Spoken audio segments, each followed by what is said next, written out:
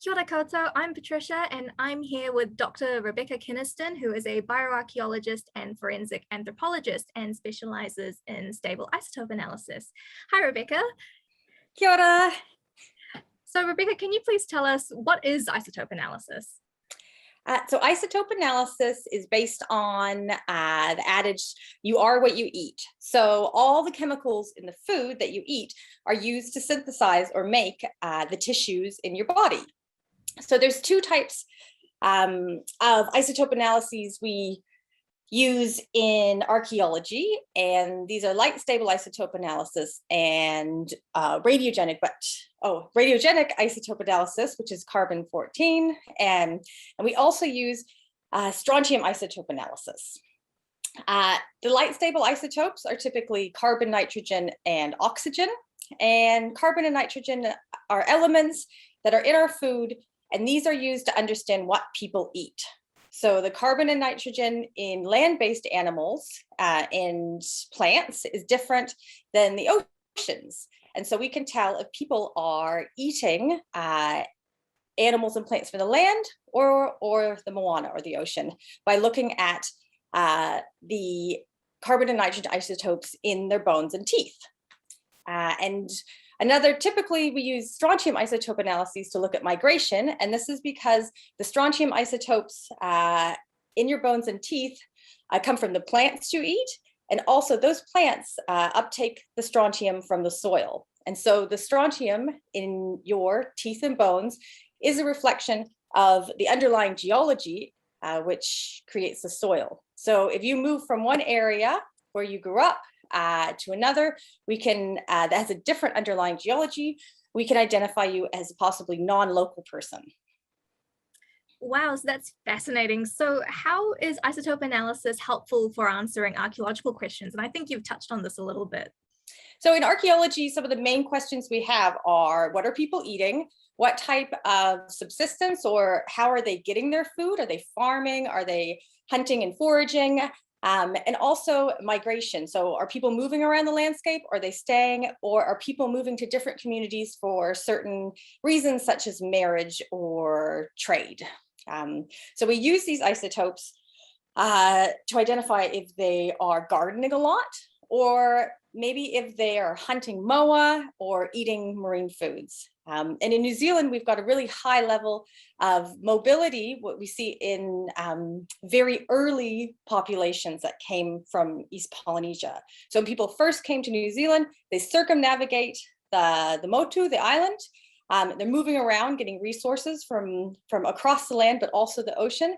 And then later on, we see that people are settling down in kainga, in villages, but they're also moving around for trade and exchange and marriage.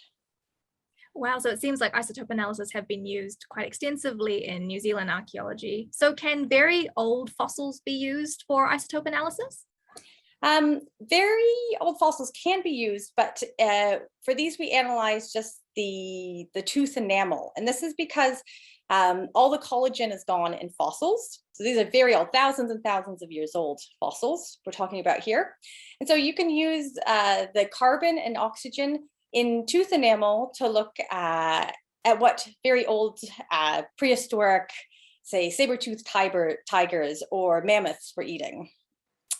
In more recent unfossilized bones, so this would be people that are buried in cemeteries, or also burial grounds in caves, in all areas, and people still have collagen in their bones. So we can analyze the collagen in the bone and also the inorganic part of the bone, because bones are made of organic and inorganic parts. And these can tell us about different parts of the diet. So the collagen is made of protein. This tells us about the protein diet, and the inorganic part of bones and teeth is made from all different parts of the diet. So the carbohydrates, fats, and protein. So we can look at someone's whole diet and also their protein diet. And this can tell us about transitions in, say, intensification in horticulture over time, or gardening. Wow, so you've carried out a lot of research involving stable isotope analysis, but how do you actually do stable isotope analysis? So stable isotope analysis involves analyzing the collagen and inorganic parts of bones and teeth. And we actually refine the collagen out of the bone by dissolving the inorganic part. And with this collagen, we purify it, we freeze dry it, and then we send it to a lab to be analyzed by mass spectrometry. And with the inorganic part, we remove the collagens or the organic parts. We dry them down, and then we also send them to get analyzed by mass spectrometry in New Zealand. For strontium isotopes, we use a specialized clean lab, and you have to purify the strontium out of the tooth enamel. And then this is also analyzed by mass spectrometry. And here we have a specialized lab at the University of Otago for these types of isotope analyses. And so are there any cultural issues around stable isotope analyses that we should be aware of? Yes, the stable isotope analyses is a direct way to identify diet and migration. And this is because we're actually analyzing the person themselves from their remains, the koiwi. So we need to make sure that all isotope analyses are first approved by the Hapu Runanga or iwi, and that these groups are comfortable with the destruction of small amounts of bone. Usually the bone amount needed is only about a 20-cent coin, or we're developing multi-method approaches now that will use one tooth.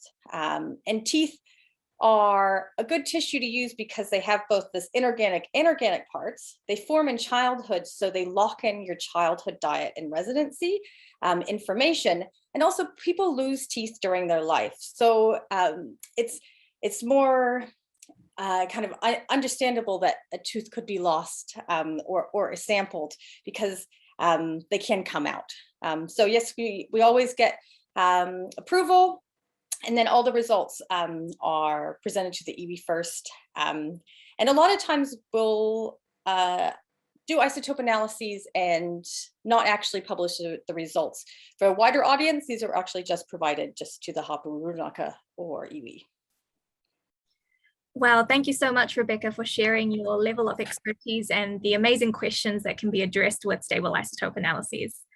Thank you, Patricia. Matewa.